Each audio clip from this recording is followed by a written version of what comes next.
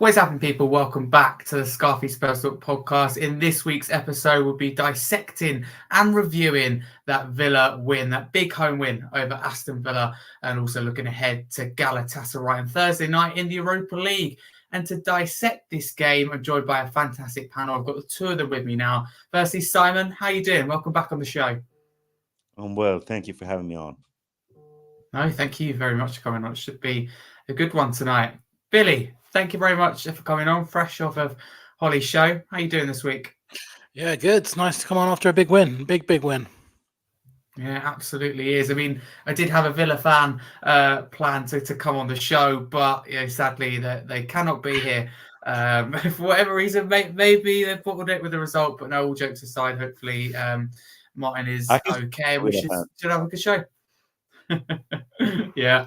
We've got Hollie Agombar joining us a little bit later as well. So it should be a good one for sure. Massive shout out before we get started to both our sponsors in the Kitman and Securite VPN.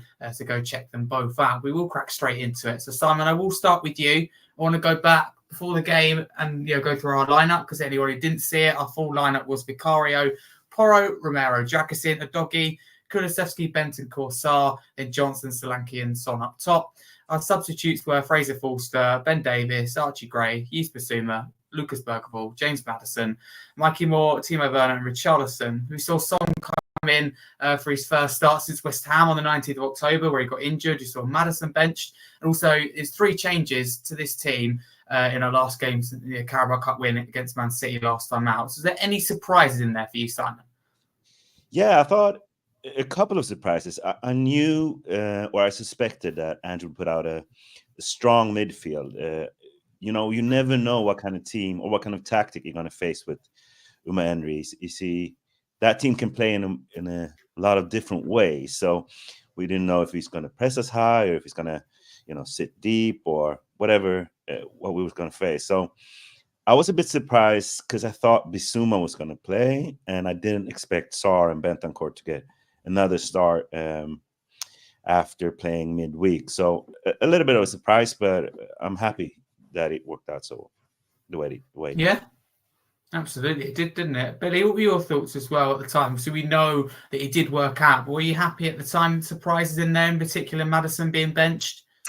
I thought maybe Maddison would start after not playing against Man City, but yeah, I mean, you've got to be happy with the way that turned out because I think the big call was Sarr over Maddison, and I thought Sarr, as we'll get onto later, was the best player on the pitch. So definitely the right call. And I think, as I spoke about it last time I was on. I think, we've got 6 really good midfielders, centre midfielders, and we just cut the combinations that we're playing of them seems to change every week. And I think it's matched the opponent really. I think against Ipswich on the weekend, you might well see Kulusevski and Maddison back in the team. A lot of people say they've fallen out of favour now, but they forget, a few weeks ago they were absolutely brilliant against Man United. So I think it's a good position to be in. That midfield positions are sort of everyone's staking their claim.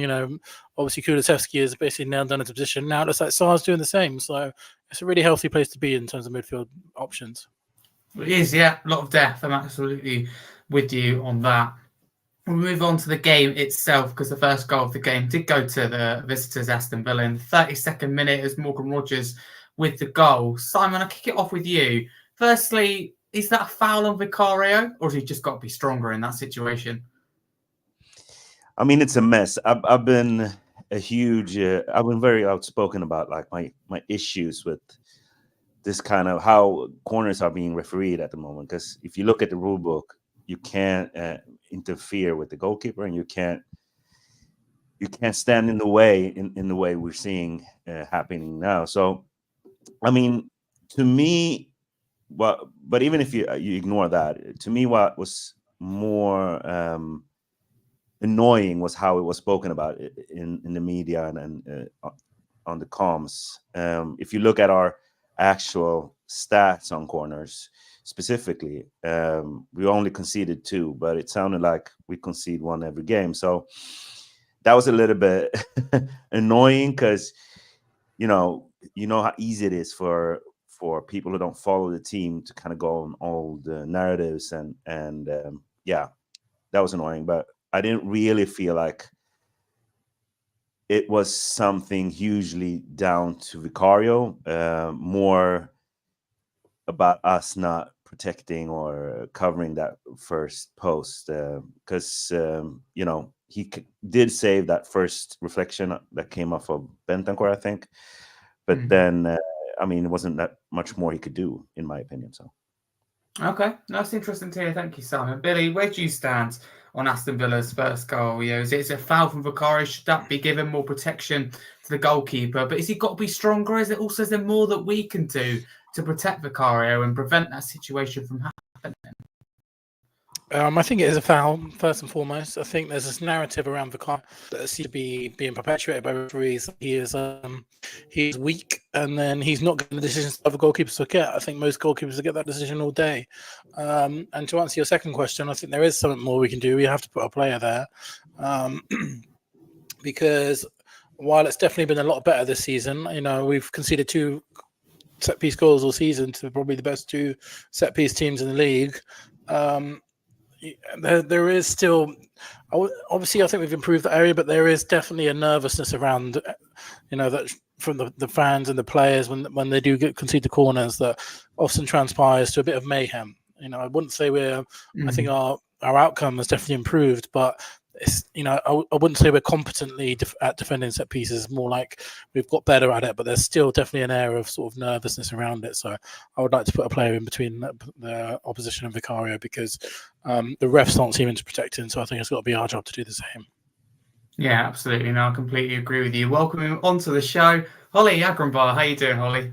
I'm not too bad, thanks. Thank you for having me, H. I'm looking forward to this one. Obviously, it's a nice win to go over, so cheers.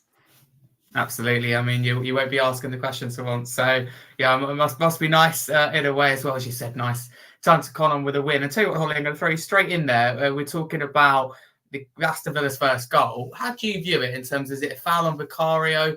Simon Billy spoke about what more that we can kind of do, whether it be Vicario or our defence to protect him. So how do you view their first goal? I just find it frustrating. It's just one of those where as soon as, even before the ball was kicked, I was thinking, why is there not a man between Vic and Rodgers? Why is someone not putting themselves on the line? As we know, Vic isn't very confident about kind of collecting the ball, and he gets shoved off. So why aren't we putting someone in between them? And obviously when you see it go in the back of your net, you're kind of like, brilliant, I knew this was kind of coming. So for me, I think that's probably the best way we can kind of help him, in a sense of just putting that other body in between him and the opposing player, just to put him off, because I don't think Vic at the moment really has the ability to do that, if that makes sense. Okay. Yeah, no, I think I agree with all of you on that. I think there's more that we can do. So I don't maybe agree with the way the referees are going about it. If you look at it, I think they're deliberately trying to hold Vicario back. But yeah, we've got to now think how more we can do. But Simon makes a really good point, how it's kind of blown up in the media about our problem from set pieces. And don't get me wrong, since Judge Postacoglu's come to the club, I think we have had a major issue. But this season we've been a lot better, and I think learnt from our lessons. He said there are only 2 goals conceded, and the 2 we did were top teams when it comes to set pieces, rather than being Aston Villa. So Simon, I'll come back to you, because that first half, Villa went into it 1-0 up. Did you think we played well though, despite the scoreline? Because I always believed that we could get back into it. Yeah, I mean, I saw a couple of comments that were complaining about our first half, but if I actually rewatched the game today, and I mean, we had position. What I did think we did well was we limited them. Like we had kept the ball well. When we lost it, we won it back, which is our main. Which is the main way we defend. So, and I looked at the stats. I think we played 83 or something % of the game in their half. So we did limit them. I think the first 30 minutes, they didn't have anything. And even on the comms, they were, applauding us and how well we were playing. And what we didn't do was create chances. I think we had 0 shots on goal, despite having 5 corners. So we did struggle in breaking them down, but we did control the game. And then that corner came, and they scored against the run of play. And after that, it became more muddy. I think we lost a little bit of our confidence.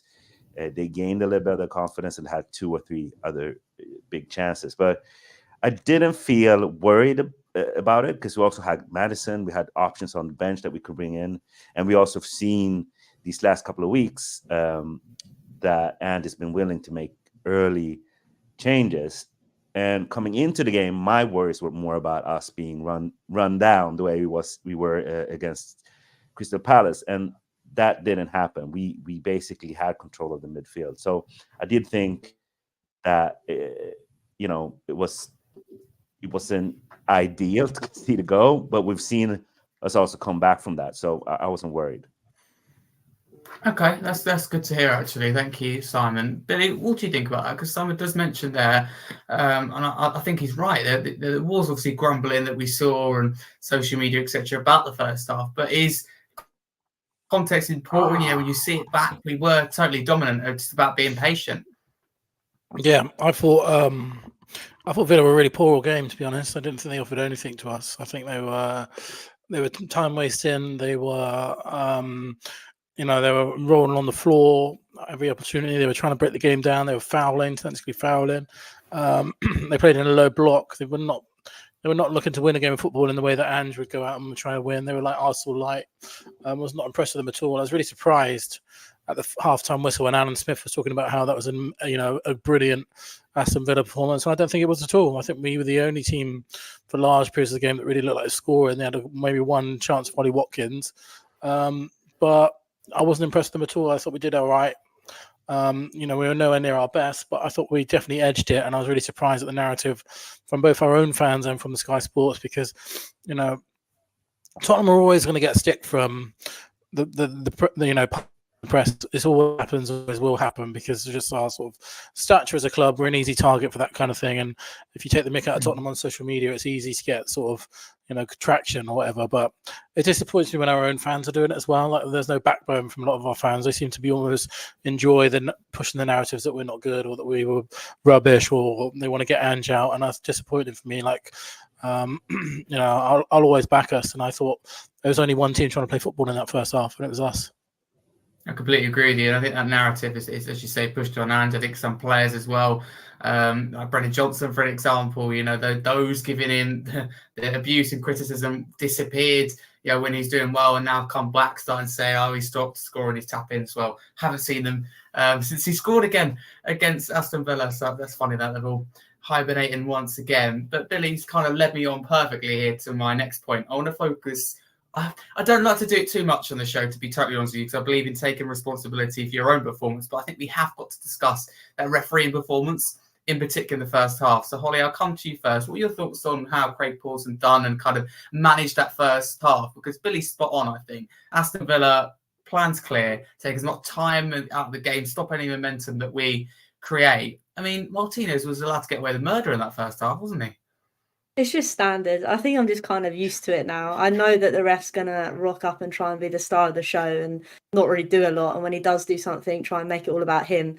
I don't really know what more to kind of add. It's a bit of a boring answer, but it's kind of, you'd kind of already set yourself up for it to be like, right, great, we've got him today, right? I know what to expect. It's frustrating, but I also think as well it's kind of karma, because Villa got what they deserved anyway with the time wasting. So it is what it is.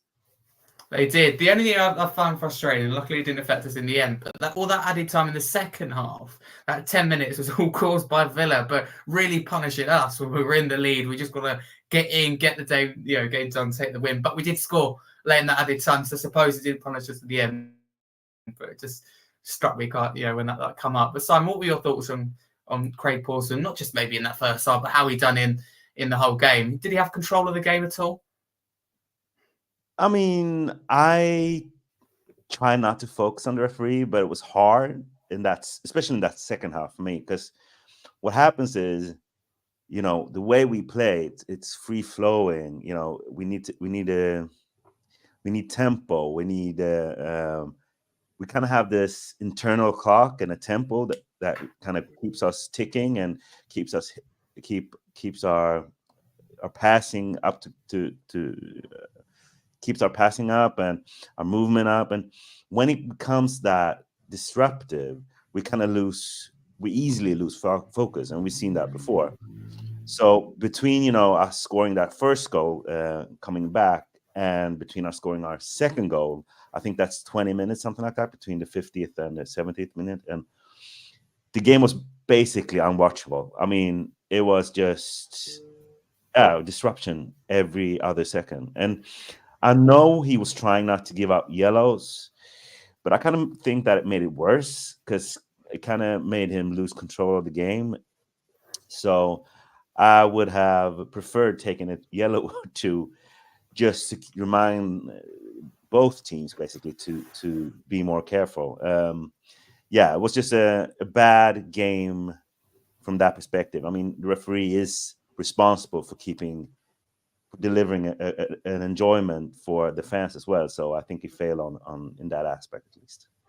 Yeah, that's interesting to hear. No, thank you very much. I thought I'd bring that up. Billy, moving on to the second half, 49th minute. It did take us very long, 4 minutes from the restart, to get that equaliser to make it 1-1. It was Johnson with the goal. I mean, it's an incredible cross, isn't it, by Son? It is an incredible cross. I think you still have to credit Johnson because I think he's one of the best players I've ever seen at getting in to that back post. He's made for this style of football and is all about putting a cross in across the box, having a player at the back post and tapping it in.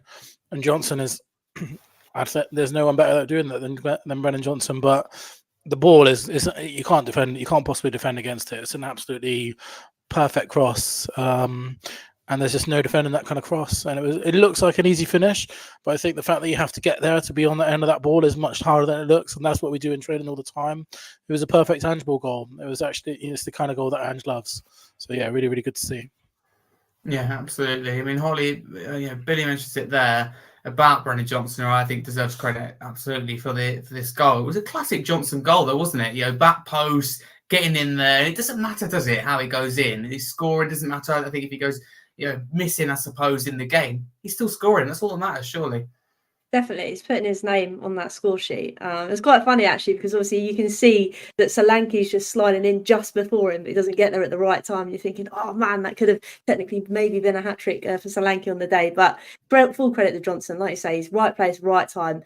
And to be honest with you, that is all that matters because, cliche as it sounds, getting goals on the score sheet means that you can win games. So yeah, I think Johnson's just been class. And like going back to what you said earlier, Harry, the fact that obviously he had all that stick at the start of the season and he's fully turned it around and now he's still proving all those doubters wrong. So full credit to him. It's just an amazing worked goal from Sonny with that amazing cross to find Johnson back post. It was well worked. Yeah, no, I completely agree with you. Simon, what were your thoughts on that goal? Because not long after, Son did make way due to his surprise, so we can get onto that a little bit. But your thoughts on the goal as well? Matty Cash getting exposed on that side, I think that maybe made me happier than the goal itself. So what were your thoughts on it? It was nicely worked. I thought it was interesting what they were talking about on the Match of the Day. Yes, we get Match of the Day here in Sweden. They were talking about overlapping and underlapping and how we made a change at halftime, making the Dogge do more overlapping runs and how that created space for Son. And I thought that was pretty spot on. It was something I hadn't really picked up on watching the game. And it was just one of those, I don't know what Son can't do with his weak foot. Because making that pass with his weak foot is astonishing, in my opinion. So it was just a great pass. And I mean, on that sub, even though he was upset and surprised, it does make sense for him to go off after being away for so long. And I mean, in general, I think looking at Ange and how he makes decisions, because it's a brave decision to make that, to take him off when we're still chasing the game. But it's also a brave decision to make that sub of Madison in halftime the game the week before. And it's a brave sub not to start. It's a brave decision not to start Madison in this game. And it's a brave decision to keep playing Bentancur and Sarr, even though they just came off a game. So just looking at it from a standpoint of being a fan and always want to see Son play, but having a coach that knows better just makes me, seeing him make more and more decisions like that just makes me feel more and more encouraged by what we'll be able to deliver as a club, because we're going to need the whole squad this season. And we're going to talk about Galatasaray. I think that game might have also been in the back of his mind when it came to taking. So. Yeah, quite possibly. And Ange said after the game that was the plan all along. He's never going to play more than kind of 50, 55 minutes. He said an hour or so. He was never going to play more than that, just coming back from injury. So I think Son looked surprised, but yeah, I think it's surprising in terms of he was just involved in that goal. If he had to come off at half time, would have got it. I think he was ineffective personally in that first half, just come back from injury. But it's the fact that he'd scored, got momentum, he came off. I think it was maybe some fans' confusion. I was a little bit surprised at the time, but Ange said that it was the plan all along. So Billy, how did you view it? Did you get Son's frustration? I think it's good to see though. He's hungry to do better, to play more, and to get that winning goal. Yeah, I think they must have pre-agreed it before. I think he was obviously only ever going to play up to sort of 60 minutes, and then I think the surprise probably came when the fact that he got us back into the game, and then obviously as one of our best ever players, one of our best ever goal scorers, a match winner for us for the last 10 years. He wants to be on the pitch when it's 1-1, and he wants to be turning the game around us and then coming off.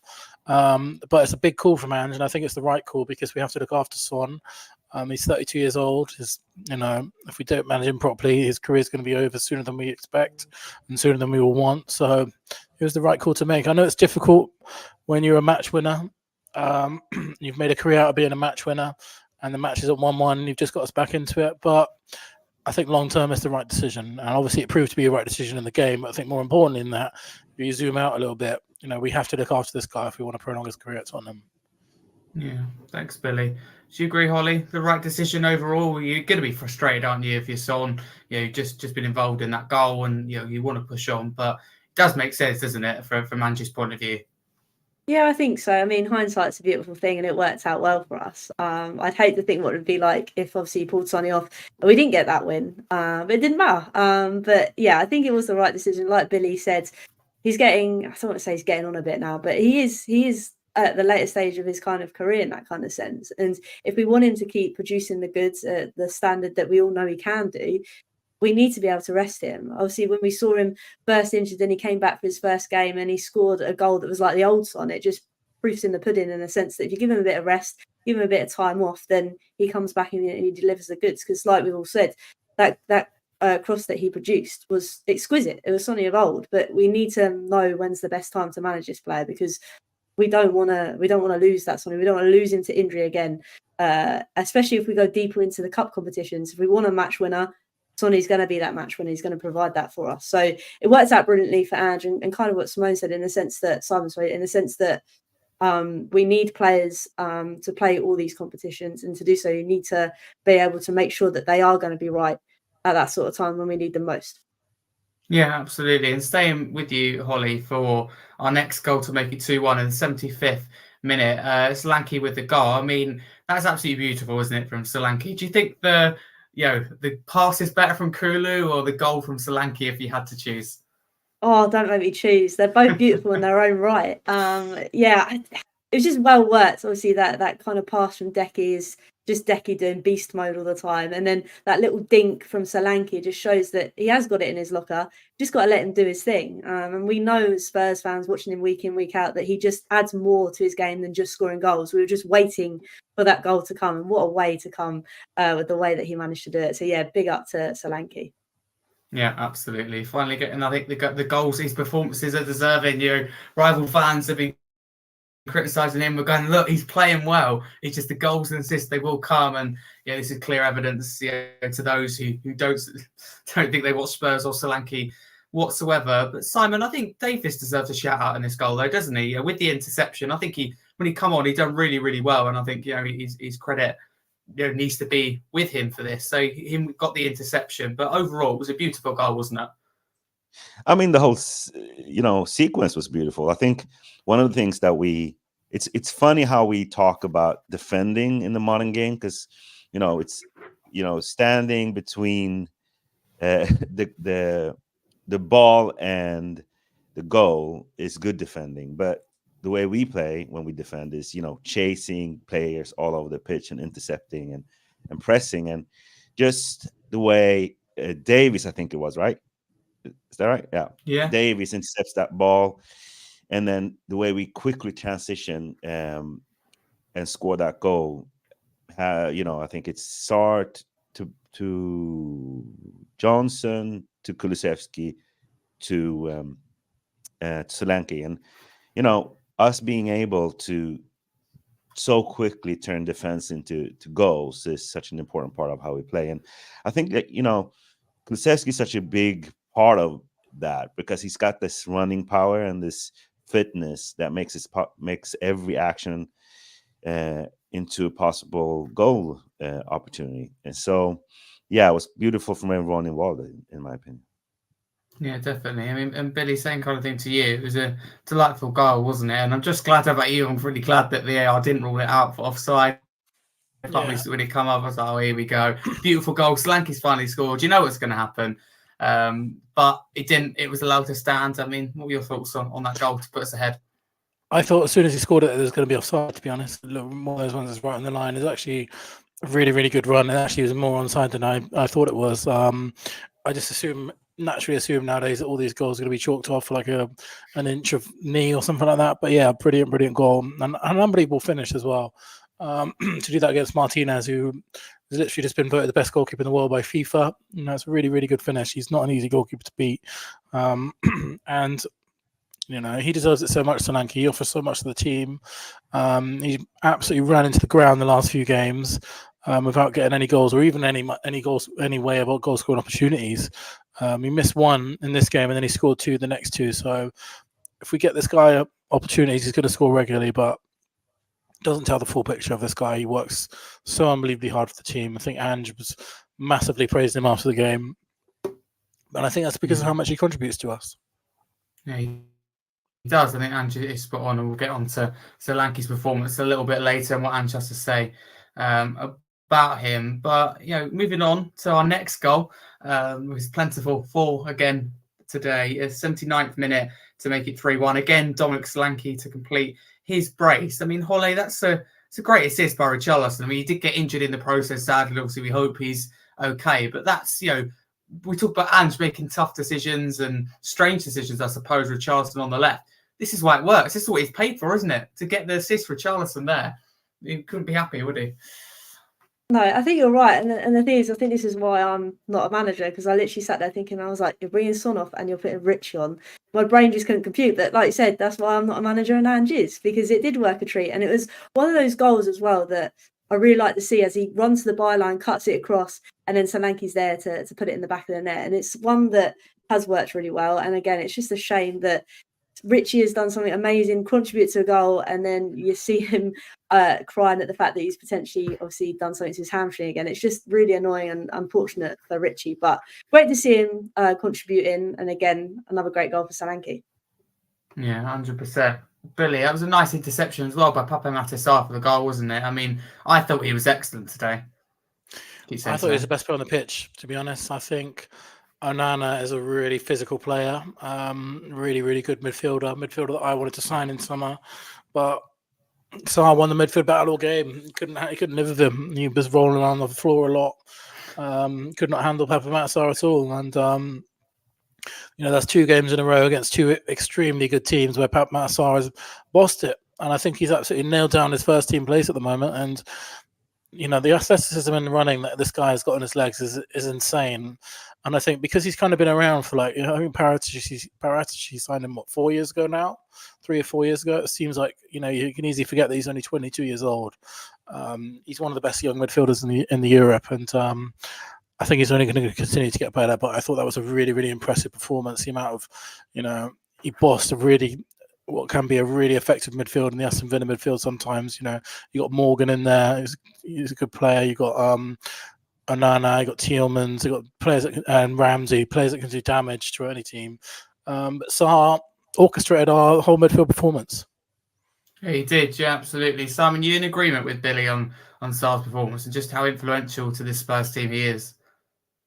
Yeah, I mean, I actually got the whole lineup right, except I didn't put Sarr in, and I'm incredibly embarrassed. I should have known.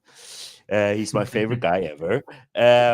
No, he was incredible. And I mean, both Hollie and Billy stated beautifully. I think there's one thing about his running ability and his physicality, but it's that close that he has that, but he also has the long range passing and he has that close control technique. And if he can when he becomes more of a playmaker and becomes even more experienced in the Premier League, knowing and gets more chemistry with these guys, he's going to become, then we can start to compare him to the likes of Yaya Toure, because I think that's kind of his ceiling. I mean, where he could be when he's 26, when he starts to hit his prime, is honestly scary. And I mean, we don't win that game without Sarr. I have no idea how I couldn't have seen that.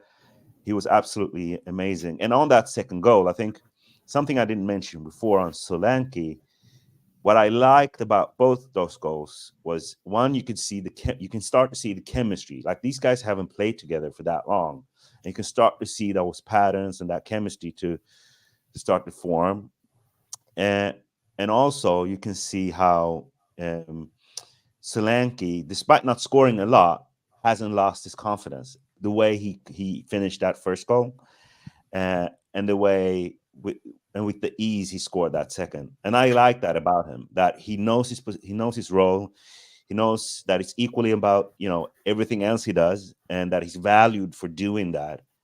But when he gets his goals, when he gets those chances in front of goal, he can put them away, because we're going to need him in his contribution. So yeah, there's a lot of people you could point to this game who had a brilliant game, but Sarr is absolutely up there as the best one.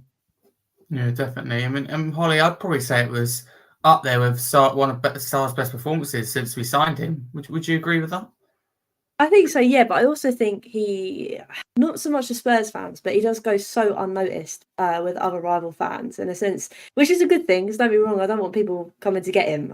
But yeah, it's just the work rate he puts in, the kind of lengths that he manages to cover, the tackles, the interceptions he does, he's just all round amazing. Obviously, he loves to have a long shot outside the box as well, which sometimes do pay off, because obviously it was amazing versus City. But yeah, I really think he is a quality player, and one in that midfield that kind of offers us something different. We need someone that can get the grounds, that's going to be able at times to break the play up, that can also put a good pass through if you need it. So I think he's definitely a good gem to hold on to. And like I say, the work rate is just ridiculous. Yeah, absolutely. And the cherry on top, if you like, 96th minute, it was 10 minutes of additional time for this time wasting. If Maddison made it 4-1 Spurs, he now came on the pitch. It was his goal from the free kick, a really quick and smart free kick, I suppose. Billy, it was Maddison's 50th Premier League goal as well. I mean, cherry on top of that goal, wasn't it? Ice on the cake. Yeah, completely, man. And speaking to Hollie earlier, I can't remember the last time he scored a free kick. I think some people have been mentioning Moura against Sheffield United. Some people mentioned Ericsson against Norwich. It just feels like absolutely years. And when we, even since we signed Maddison, we haven't really. It's not like he's been taking free kicks and missing them. We don't even seem to get them in the first place. Like, we haven't. I can't really remember any since we signed him a year ago. But that's just an inch perfect free kick, and I think it's probably deserved, because, I think there's again, we talk about narratives online a lot. I think there's this narrative that Maddison's not having a poor season sometimes, that our own fans perpetuate. But I think he's been excellent this season. I think he's been really good. I think he's looked pretty decent every day. He's tried a lot to make it happen. I thought it was really good in the Europa League game, the last Europa League game that he played. So he was our best player on that day. I think he's probably unlucky not to have got more minutes against Man City and Aston Villa, which is weird to say considering we won both those games. But I just think he's unlucky that he's come up against a Dejan Kulusevski, who's one of the most informed players in the world at the moment. So it's nice for him to get the goal, and I think he's a big player for us. I think he's having a great season. Yeah, 100%. I imagine in it, or did Harry Kane score a free kick in his last home game against Brentford? Yeah, it's kind of like a layoff one, so I don't know whether you count it. Not a direct free kick. True. Yeah. Not a direct. We don't score many. No, we don't. Certainly not. Yeah, we need to certainly score more. And James Maddison, he's actually capable of that. If you look, he doesn't take many shots outside the box compared to what he's capable of. If you look at his days, in particular Leicester, but also at Norwich, he's having a pop sometimes. And I think we've done this more in this game. That's what I really liked. I felt City, really proud performance. Yeah, we dug in, we had to defend at times, and we showed that bit of flexibility with the system, and we just got the win and progressed, which you have to do, I think, sometimes in cup competitions. And in this game, I thought we flexed a little bit. We took more shots. and move the ball a bit quicker. So it's really good to see, because I think Ange's system is really, really good, and I think the project's really exciting, but sometimes you have to flex it. Otherwise you get teams like Wolves and Gary O'Neill, as you spoke about on Monday Night Football before, figures you out. So I think, that change a little bit is influential. But on Maddison, Simon, are you with Billy in terms of you've had a positive start to the season? Some are saying that he hasn't. I mean, I always thought he was going to have a better season this year, even in preseason, because he didn't play that well in preseason. But the thing with Maddison is he needs to get his fitness up so he can be that mobile, so he can do that stuff that he's so good at. But I think he's had a great season. What I do think is that we as a fan base need to kind of get adjusted to having a better squad, which means that we're going to see more rotation, and we're going to see more lineups that are more specific to who we are facing. And I think this week is particularly, you can use it as a clear example. I mean, both these teams are very physical, they press high, and so Ange did something that we've been screaming for a year, which is to adjust to the opposition a little bit more and to adjust to game state. And so I think him not playing had nothing to do with his play, but had more to do what was best for that game. And so I was happy that he made those decisions, which could be seen as tough decisions, but the right decisions. And what I really like was, I saw this clip of him, putting an arm around Maddison after the game and talking to him and bigging him up. And I do feel like we don't see a lot of his man management, which I do feel is there, but he picks and chooses his moments. And I also thought that you could see that Maddison was happy coming on, he was happy scoring, and he was happy after the game. And that, to me, tells us that we have a healthy dynamic in the squad and between the players and the coach. So, yeah, I don't think Maddison's having a bad season. He's having a good season, but we are having a good season as a team too. And so a lot of players are going to be picked and chosen for different games. Yeah, definitely. Hollie, someone mentions there about, Ange kind of flexing the system a little bit. I mentioned it as well. Do you think it is the case that, a few changes, minor changes been made in the last couple of games that have been key to our kind of success? I would say so, yeah. I think the biggest one is making those subs early. It used to drive me insane when we used to be calling out for a sub and it wouldn't happen to like the 75th, 80th minute when it's a little bit too late to change things. But as we saw, obviously, he managed Son, brought him off to the 55th minute. Obviously, then we saw him then also bring on Madders. Yes, I know it was a little bit late, but he managed to score that free kick. So I think little tweaks here and there in terms of, obviously, we've been figuring out that midfield dynamic where, okay, it's not necessarily working all the time when we've got both Madders and Decky. Let's switch out this game and let's try the combination of Sarr, Bentancur and Decky, and it's working. So I think he is now coming around to this notion of, okay, you don't have to do drastic changes, just minor little tweaks. It's what I think Spurs fans have been calling for a little bit now and again. So yeah, I'm very pleased with what we're kind of doing and how he's kind of managing things. And I think, yeah, to an extent, they have made a major difference. Obviously, that was kind of non-existent in the Palace game, but I'm kind of ignoring that one. Yeah, absolutely. I mean, it did end full-time, 4-1 win for Spurs over Unai Emery's Aston Villa. So some stats here. Spurs move up to within 2 points of Aston Villa, up into 7th place. And Aston Villa have conceded 91 goals in 48 games in the Premier League. I was, staggered by that, because I look at that Villa defence this year and I think, do you know what, that's actually right. You associate Martinez in goal then with strong defensively and a team that could really challenge once again for the top 4, if not more. So that really surprised me when it come up. And I've got some more stats on us here, that we've conceded the 4th least goals in the Premier League. That struck me by surprise. I think there's massive blown up how many goals that we concede. We scored the most goals in the Premier League, 22 goals, and won the Manchester City. 2nd best goal difference in the Premier League. 3rd most wins in the Premier League. And we've beaten Man United, Man City and Aston Villa. And also won 9 out of our last 11. So, there you go there to talk about believing in Ange, believing in the project. There's some really kind of positive stats. But question, Simon, I'll start with you. I mean, on this game itself, that's a massive win, isn't it? And a really good week for Spurs, would you say? Yeah, absolutely. I mean, I came out and said yesterday that I think this is probably the most important week if under Ange so far, and there's a couple of reasons for that. I think I've talked a lot about I talk a lot about the process of this rebuild, and I just to go back a little bit to what Hollie was talking about adjusting and him doing more of that now. I think that's a natural process of time, and I think when we fans speak, we often speak about the latest thing that happened, and we look at it through very narrow glasses, like through very narrow prism. And when a coach looks at a rebuild, I think he's got to do stuff in a certain order. And I think that first season was all about teaching this team how to play and the principles of every position and the principles of how they should play as a team. And then it was about rebuilding the squad and making it younger and bringing in people that could fit what he wanted to do. And then it's about all those new players getting to know each other.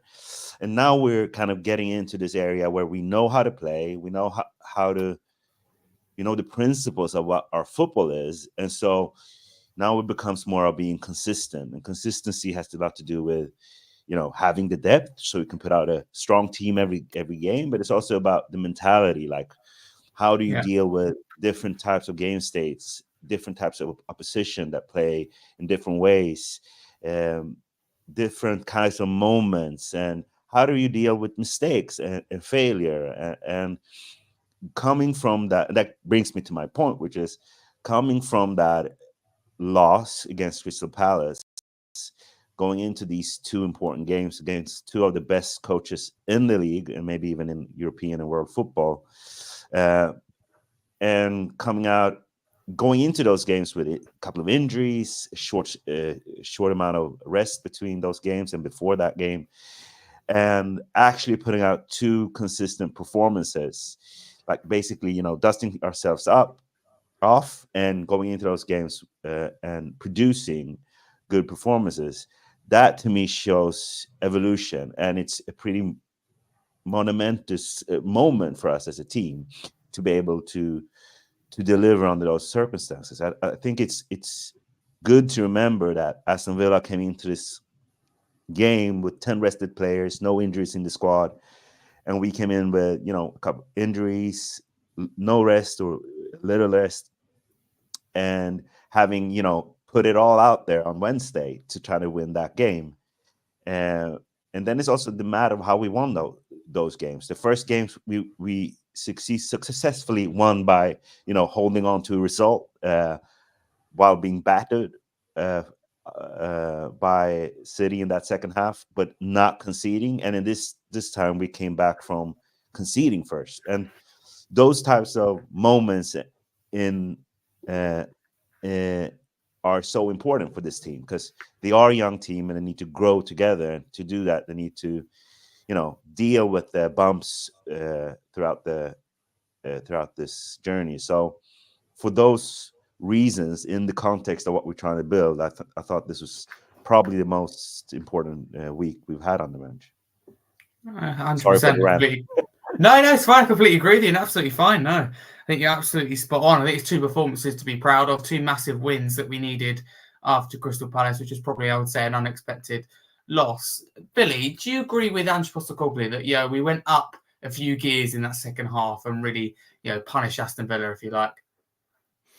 Yeah, definitely. And I think that's I think it's a tactical thing that we do quite often. We seem to pick and choose our moments, and when we get into that kind of rhythm, no teams can handle us, whether that's Man City, Aston Villa, Man United, best teams in the world. When we play like that, no one can really handle us. And I think it's just about, as Simon was saying, once we are more familiar with lots of different game states and be able to put that into practice in every single game, we're going to be a difficult team to stop. And I think we are a difficult team to stop. And now we just need to turn that into consistency, particularly away from home, will be our next step. But it's exciting times, and I think when we have those spells, when we play that, we had the same happened against West Ham, same happened against Aston Villa. We look like the best team in the league when we play that kind of football. No one can play that kind of football. No one can handle that.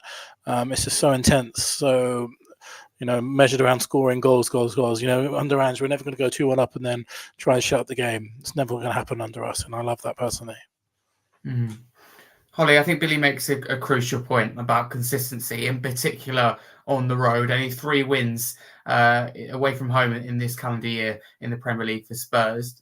We need to find that consistency, don't we, on the road? If we want to, progress this season, want to do well, we want to finish inside the top 4, let's say, want to win trophies, we have to do better on the road. And it starts at Galatasaray Thursday, doesn't it? Yeah, although Galatasaray, I think it's going to be very hostile, to say the least. So it might be a That'll be little tough. bit different.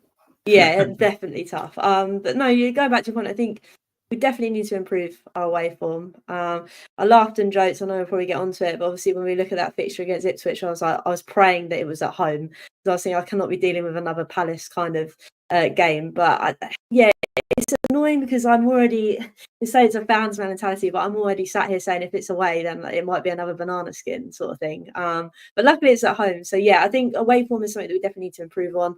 Again, I don't think it's going to be one of those quick fixes, because I think it is something to do with the players' kind of mentality. Obviously, we rocked up to Palace there. They were 18th. We were like, oh yeah, this is fine. It's going to be a walk in the park. And Palace came out high press. We couldn't deal with it, and it was a totally different game that we just couldn't cope with. So I think it's down to mentality. But if we can kind of get over that hurdle and maybe just keep chipping away at our home form, hopefully the away form will come when we need it. Yeah, absolutely. I think a lot of people say, with this kind of second half team, and I can totally get where they're coming from. However, I looked at this game and thought, we played well in that first half. It was a few boos at half time. It mainly was around the referee's performance, some discontent, if you like. I think we kept plugging away and we kept playing well, and it tells you a lot. I think when your opposition's time wasting, that they're worried that you're in total control of this game. So I felt like we got what we deserved in the second half. And I do agree with Ange. I think we did step it up, a few gears or so, in particular players like Son, Johnson, far more influential in that second half. But we had control of that midfield for me from the first minute of the game, even with Villa leading. But I've got a really funny stat here. If Spurs beat Ipswich at White Hart Lane, Hollie spoke about that next week. Liverpool beat Aston Villa at Anfield, Chelsea and Arsenal draw, and Newcastle beat Nottingham Forest. We go into the international break third.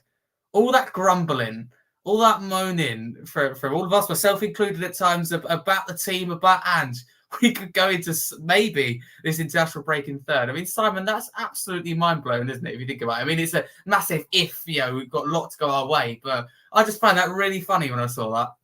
I mean, it's really funny, but I'm also not surprised, and I don't want to sound like the grown-up in the room, but, I'm kind of a nerd, so I look a lot on the stats, and the stats have consistently told me, at least, that we're one of the best teams in the league. Like as you mentioned earlier, like we score the most goals, we have the most corners, we have our field tilt is off the roof, or whatever you call it, and every statual data point is telling us that we played a lot better than our actual results have shown us. Even defensively, like we conceded 1 counter, 2 corners. Like a lot of the issues we've seen before have not been there to the same extent. And so you come to this point where, and also just looking at our last season, I mean, I think we had 22 points and 22 points something, and we were up there at top of the league. But we finished 5th, whilst Chelsea were, I think, 13th at this point, and they finished 6th. So it's early, and it's about what kind of performances you put out and how consistent you can be. And you mentioned earlier about the away form. The funny thing is, when you look at our away form in Europe, and I think this probably has to do with what kind of teams, the strengths of the teams we met, but our away form in Europe has been okay. So it's not just, I think it's more about something Billy mentioned before, which is, game state and moments. Like if you look at Crystal Palace, why we struggled, in my opinion, was they threw a couple of different things towards us that we hadn't seen in combination. A back 5, a high press, a mid block, like they just threw things at us, and we were not used to it. And add to that, this we haven't reached this point where we consistently put out the same type of performance every week, no matter what happens. We're pretty consistent at home because this young team, and it's the second youngest in the league, when they have the fans behind them and they feel comfortable, they perform a little bit better. It's easier for them to overcome stuff. But when they're in a hostile environment and there's a couple of different things that I haven't seen before, they have to overcome. It becomes more difficult, and so that will come with repetition and players, playing to, experiencing these things together and overcoming them together. Because I think it's and I've mentioned this before, I think it's a Keane quote, which is good teams have good leaders, but great teams have a team of leaders. And I think that's where a great team have good leaders that hold each other accountable, is the quote. And I think that's what we want to reach. We want to reach a point where these players together, young and old, take responsibility for their own performances and the minimal requirements of what we need to put out on the pitch every week. And so, yeah, I wasn't surprised that we're going to finish up. We have a chance to go third, but it's also, I think it's more of us, reaching the heights of what our potential is. Yeah, absolutely. And as you say, context really important. It's really early in the season. Chelsea, a mountain climb into the end of the season. And us, we did fall off, as probably expected as we went towards the end of the season, consider our fixture run, etc. It wasn't the perfect end to the season at all. Hollie, on Aston Villa, though, would you say it's a bad week or two for them? I mean, 2 defeats and a draw going out the League Cup as well, and they're obviously losing to us and dropping points late against Bournemouth. Is there any need to panic, though, for Aston Villa and Unai Emery? Is it about the kind of long-term future, the bigger projects? Because he has transformed Villa, hasn't he, whatever way you look at it? Yeah, not that you get a free pass, but yeah, he has done wonders at Villa. It is a bit of a rough patch for them, but as we know, the league's peak and troughs, and it'll be frustrating because they've done so well in Europe. Obviously, then you can kind of see that's maybe straining them in their Premier League campaign and obviously in the other cup competition. But I don't think it's a sense of panic for Villa.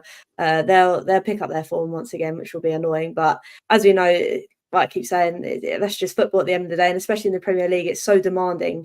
And if you're playing in all these different competitions, you're going to have some strain at some point. It's just nice that obviously we managed to be on the winning end of their kind of turmoil at the moment. Yeah, absolutely. It was certainly nice. We've touched Can I on say something on Villa. I'm sorry to interrupt. Yeah, but no, please do. The thing with Villa that I think people have missed, and I'd love to be petty about, is that they actually conceded more goals than us. Like they conceded, I think, 5 more goals than us from the start of Ange's reign as our coach. They've conceded something like 91 goals in 48 games. And if that continues with the strength of the league this year, I think they might lose a couple of, I don't think they'll get Champions League. So they need to fix that. That's the only thing I'll say. Another side stat is that we've conceded less goals than Arsenal, but I'll save that for another pod. Yeah, save that. I mean, they haven't started the season well at all, so that will give the likes of Aston Villa a little bit of hope. Maybe Spurs, you just don't know. It certainly gives me hope when they don't do very well. But what I was going to say is, we've talked a lot about Solanke's performance. So first, let's get the gaffer Ange Postecoglou's thoughts on Dominic Solanke. If it'll let me. No, not want to play. No, doesn't want to play. Fair enough. Ange Postecoglou talked a lot after the game with Solanke about how influential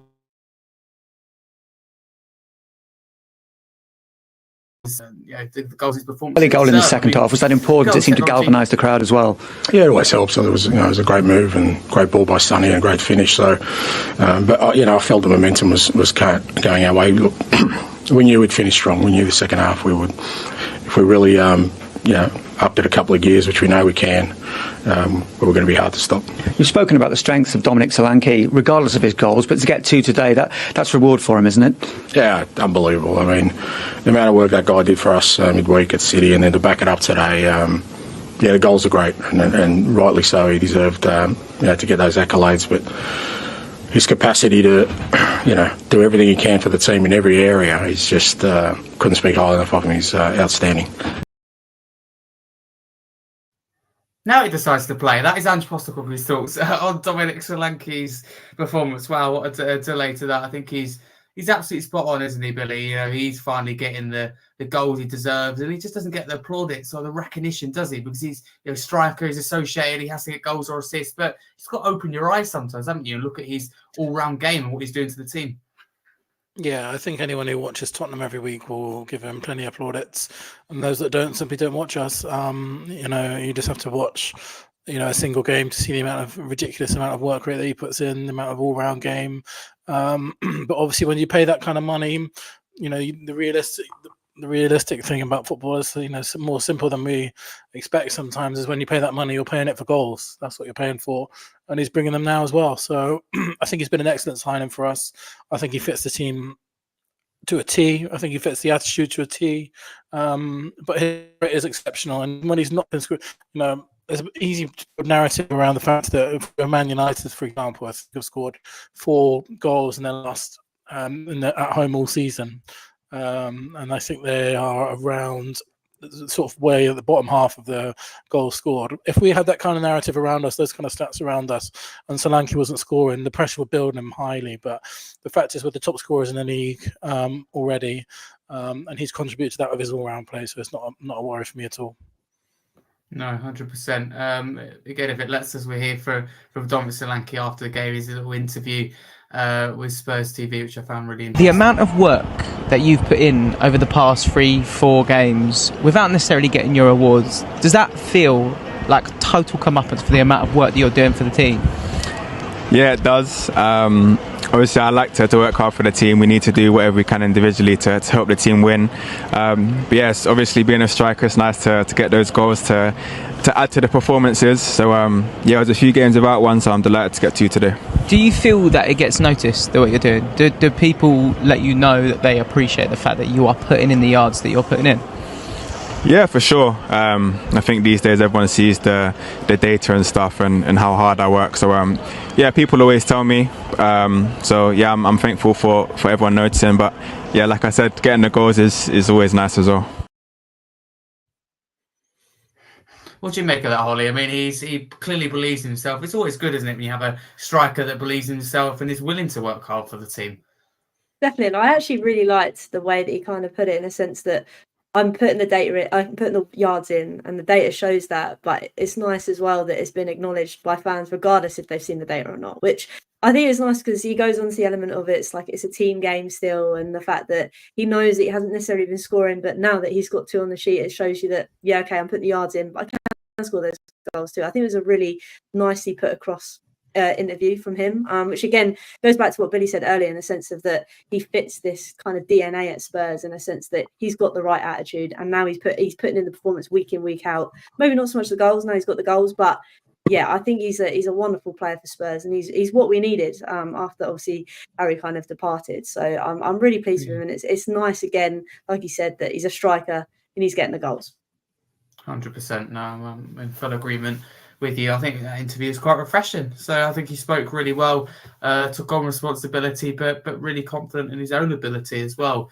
But before we move on to Galatasaray, I want to talk about who people's man of the match is and go around the panel. So you talked about Papamatta and Solanke. There might be someone else in there, so we'll go around the panel just in case. Hollie, I'll kick it off with you. Who's your man of the match? Is it either of the 2 that we've talked about? I would have to say just Solanke, because I would give it to Decky, but Decky gets it every week. So I'd give it Solanke for his goals. Love it. Solanke, yeah, I think that's very fair. Brace, really good performance from him. Could have got a hat-trick, as you said earlier, Hollie, on another day if it just kind of went his way. But maybe one day, fingers crossed, certainly if you've got him in your FPL team. We've added him in next week. Haaland's out, Solanke's in. So let's hope that pays off. You wait, Haaland will get a hat-trick against Brighton now. Billy, what do you reckon? Man of the match? I'm going to go Sarr. I think, his all-round game was excellent, and he ran the show for us, so I'm going to go Sarr.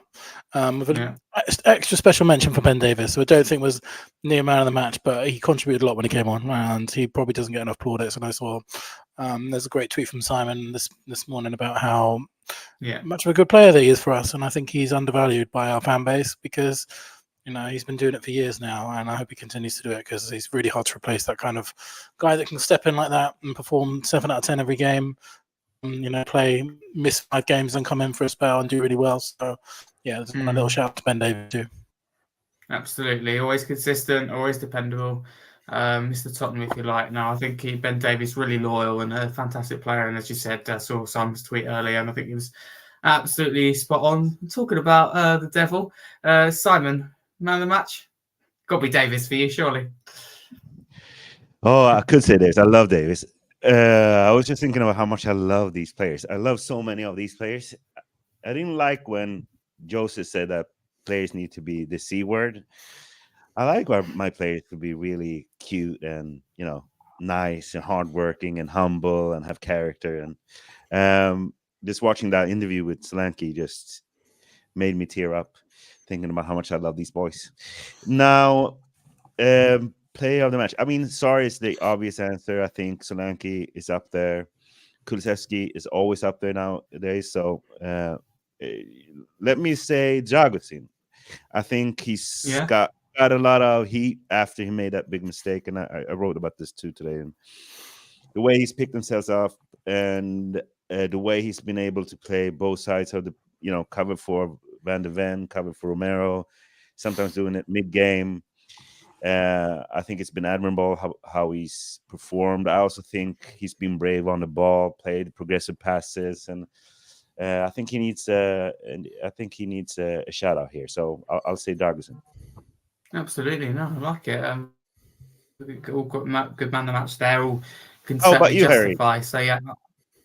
Oh, good question. I think all the ones you mentioned. I think definitely. I can't think of anyone else that really stood out to me. I think everyone's done well, as you say, Simon. But the ones in particular you mentioned. But I'd probably go with Pape Matar. I do think that was his probably best performance in the Spurs shirt. But Solanke, I think he's been performing like that every week, and now he's just getting what he deserves for it. So I'm going to give it to Sal, but I completely agree with Dragusin's shout out, Davies' shout out. And I thought the fullbacks done better in the second half, questionable in the first half. Vicario, apart from that moment, very, very safe hands, good on the ball today. So no, thank you for the question. Stumped me there a little bit. I'm used to plan the questions, the answering them. So I do really appreciate it. We will move on to Galatasaray. Billy, I'll come to you first. What are your thoughts ahead of this game? Hollie mentioned earlier, it's going to be hostile. It's going to be difficult, isn't it? Probably our toughest test, would you say, in the Europa League so far? Yeah, it is our toughest game on the fixture list for sure. I think people earmarked Roma as a tough game, but they're having a really poor season. They're about to change the manager again. They actually looked with Frank Lampard today, which is pretty hilarious, to be honest. So I'm not too worried about Roma. I think, and the thing that I think about it is we've got this really good cushion now because we've won 3 games in a row in the Europa League. We're top of the Europa League. In this format, we're not going to need a lot. If we win our home games from now on, we're easily going to qualify in the top 8. I think this is a match we can afford to rotate quite heavily because we're in a bit of an injury crisis. We've got a lot of players injured. Romero went off injured. Richarlison went off injured on top of our other injuries of Van de Ven. We've got a really important game on the weekend of the Ipswich game. And I'm never really in favour, especially as the Europa League is my number one priority this season. I think you're in the dangerous territory when you start talking about throwing games and things. But I think in this specific instance, because of our injuries and because of the start that we've made in the competition and because of how difficult it is a place to go, I don't want to see a lot of the first team players playing in this game because it's unnecessary. It's an unnecessary thing for them to do. I would heavily rotate for this game, play some youngsters a lot, and then move on to get the win against Ipswich. And then, as you mentioned earlier, we could be looking at 3rd place going into the national break. Europa League is my biggest priority this season, but I think this particular game is one that we can afford to rotate because of the 3 games that we've already won. Yeah, definitely put ourselves in a good position. I agree with you with that. Even if it's just a few changes, I think we can get away with a few changes as well against Ipswich. Want to win that game, as you said, Billy, going into that potentially 3rd place, but guaranteed, with confidence. I think we can make a few changes, especially in attacking positions. I look at Ipswich in particular defensively and think that we could do a lot in attack, rotational-wise, and probably still score goals. Hollie, what are your thoughts ahead of this? You labelled it as hostile. I think that's a good word to kind of sum up the atmosphere and what it's going to be like. Is it a tough test for our players mentally? Obviously, we know struggle at St James's Park the last few years with the kind of whole mentality thing there. So do you think the players could potentially struggle? Yes and no. I think there's definitely going to be a lot of rotation, kind of what Billy alluded to. I'm exactly the same. I want us to win the Europa League this season. But do I think putting our key players like Solanke up top in this game, and then potentially if he gets injured, losing him against Ipswich and the rest of it, I don't know. We were talking about earlier, obviously, make sure we manage these players right. In this kind of stage of the cup, where we are sitting at the moment, do we really need to risk doing that? I'm not too sure. But going back to the original point in terms of mentality, I mean, when there's flares going off in the stands, maybe we've got the lights of our young boys or players that don't necessarily play in that environment, I think it might be a test. But again, I think we'll be up for it. Again, our form in Europa competition is good. It's just whether Andrew's going to manage, obviously, these players going, obviously, looking a little bit ahead to that game against Ipswich. Yeah, absolutely. So, I mean, you confident ahead of this one? What would you do? We'll get on to what your lineup would be, but do you think rotation will happen in this game? Yeah, I think Billy and Hollie make great points about, looking at the long, looking down the road. And I think also you have to, when you look at the depth of our squad, we can make a lot of rotations and put out an okay team.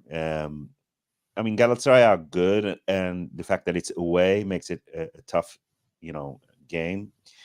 But they're, just looking at the players compared to like Roma, the team is not as strong as Roma. And, taking everything in and looking at, where we sit and what's happening after, I think we can make basically 8 or 9 changes and still put out a team that's competitive. And so that's what I would do. And I think there's a couple of players that specifically you need to rest.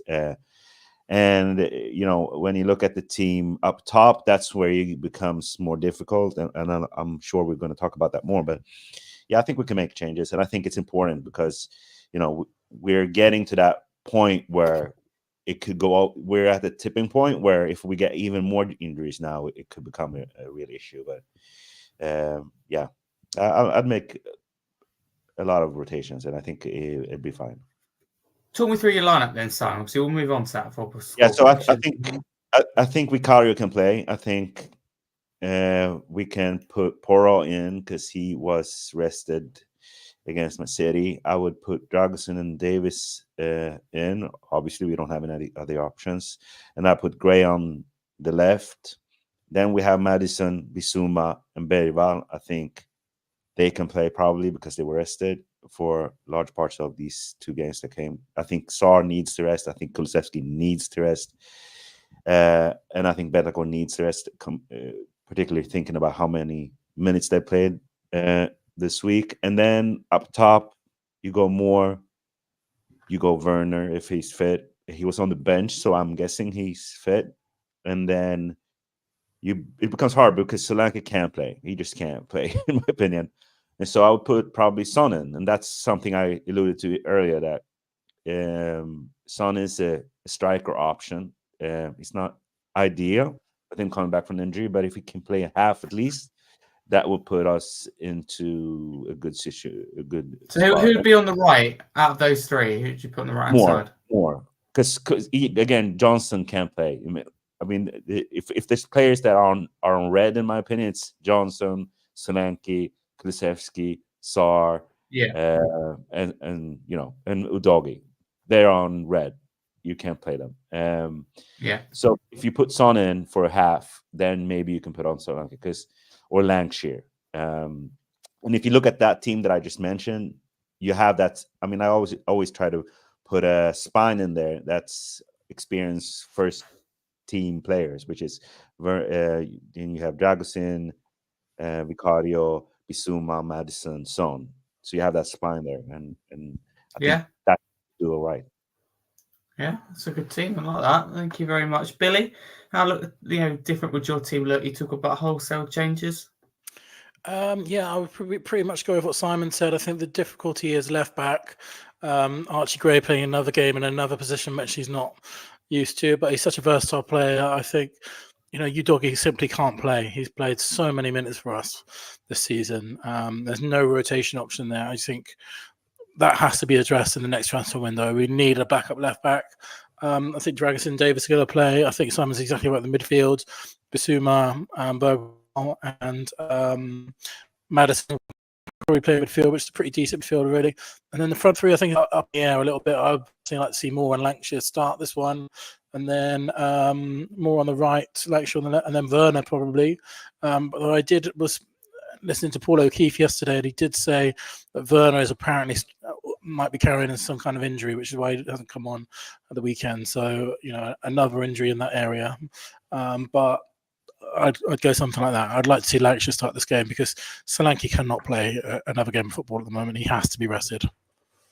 Yeah, you don't want to run the risk of injuries as well. So close to the international break, and I think we could get away with a few changes in those that perhaps we don't rest because the core players that need resting, like Simon said, let's say one or two of them start. And I think you rest them against Ipswich because I'm not saying change the whole team against Ipswich. We could comfortably make 4 or 5 changes and still win that game. There's no disrespect to Ipswich, but they're not going to travel well this year. They can't defend well. I think that should be a good old Tottenham an easy win on paper. But Hollie, what would your team look like? Would it look any different to the boys so far? To be honest, I don't think so. That's not me coughing out. I just generally think that is how it's going to roll. I would like to see Lancashire start purely because, like we've all kind of said, Solanke needs a rest, bless him. And I would dread if, like I said earlier, if he got injured in this game and then went to the later on into the stages of this kind of cup competition when we need him most and we don't have him because he's injured. I can't cope with that. So, yeah, I think my only kind of change, like we've kind of said, is have Lancashire up top. And apart from that, I mean, the midfield's perfect. So, yeah, that's what I'd kind of roll with. Love it. Score predictions. Hollie, I'll start with you this time. How are you going to do with all your changes? Who knows, to be honest with you. I'd go for 2-2, a draw. I think I'd be happy with that. I'm not going to sit here and say we're going to lose. I'd go with a 2-2 draw, I think. 2-2 draw, yeah, I'll take a draw. Simon? Oh, I wasn't ready for that. God damn, that's hard. I have no frame of reference here. It's away, so let's say we concede at least one. So I'm gonna say it's a blowout, 4-1 for the mighty Spurs. Wow. Okay, love it. Give me some of your positivity. Inject it. Love it. Thank you very much, Simon. Billy, what are you thinking? You quite as positive as Simon? I was thinking exactly the same as Hollie, actually. 2-2 is in my head. I'll go slightly different, then I'll say we'll win 2-1. We'll edge it 2-1. I was originally thinking 2-2 as well, but I think it's going to be a pretty close game. And obviously they've got Yemane, who's a really, really good striker. I don't know. I think they've got 28 out of 30 points in the league this season so far. They're unbeaten. Decent side, but there's a big gap between the Premier League and the Turkish League. That's not a joke. So I think we can beat them even with a second string. The result I was watching, I saw that what you're saying, they're unbeaten, but they played against a Swedish team. They are really poor. They're basically their strongest 11, and they won 4-3 or something like that. That tells me that they're defensively not solid. And I actually think that if the game is, on the balance, I think he's going to throw in a lot of our first 11. And our first 11 is a lot better than theirs, in my opinion. And they've got Davinson Sanchez. It'd be good to see him back again. Yeah, against us. Probably score a header against us, no doubt. But yeah. Just you wait. On the corner. Yeah. He never used to be good with the ball over the top. You reckon he's mastered that now? We'll have to try and see. No, I agree with Billy and Hollie. I think that this game has a draw written all over it. I was kind of thinking 2-2, but it's a bit different. I'll go 1-1. I mean, you're right. Yemane is a threat, but as Billy says, let's be crystal clear here. There is a big gap in quality in the Premier League and the Turkish League. So I think that may be evident as the game goes on, even fitness-wise, and options that we have off the bench. I think there's some players that we mentioned that definitely be rested. Some will be brought, I think, just in case. I think like Solanke we brought on the bench, but I think Udogie might be given a night off, for example. I certainly would not be opposed to doing that. But that wraps us up nicely for this week's episode. So thank you to everyone who's listened. A reminder, you can listen on any podcast platform, whether it be Spotify, Amazon Music or Apple Music. Don't forget to check out both our sponsors. Thanks to them, Insecurity VPN and the Kitman. And if you haven't already, do subscribe to our YouTube channel, Scarfey Spurs Talk. So a lot of you watch but don't subscribe. So if you can, It'd be massively appreciated. But also massive thanks to my panel tonight. Firstly, Simon, thank you very much for coming on once again. It's always a pleasure. Where can people find you across social media? You can find me on Twitter. Just type in this name right over here, and you'll see my ugly mug. Come on, this is a chance to big up yourself. Come on, talk good about yourself. You put a good tweet earlier. No, thank you very much for coming on, Simon. It's always good to have you on. No, thank you very much. Thank you. And Hollie Agombar, thank you very much for coming on. Talk to people about where they can find you and Hollie Hotspurs. No, thank you, H. Like I say, I've actually really enjoyed answering questions tonight rather than asking them. So thank you. But yeah, you can just find me over on YouTube at Twitter, at Hollie Agombar, and then over on YouTube at Hollie Hotspurs. But thank you again, Harry. Like I say, this show is class, man. I need to start taking some tips off of you, I think, from now on. No, you're beating me on that. I do like a good Hollie Hotspurs every now and then. So keep up the good work. Thank you very much for coming on. Billie, thank you as well for coming on, a regular on the show, which is, I'm proud to say. Where can people find you across social media? I mean, they should know to find all you guys, but if they don't. Yeah, Billie T on Twitter, trying to fight the good fight with my man Simon against the Ange narratives that we seem to be combating on a daily basis at the moment. And the idiots are getting quieter and quieter, which is good. Yeah, you must be doing something right. Or Anges, who knows? Maybe both. So thank you all for coming on this week's episode. Do check all these guys out on social media, and a massive come on you Spurs for now.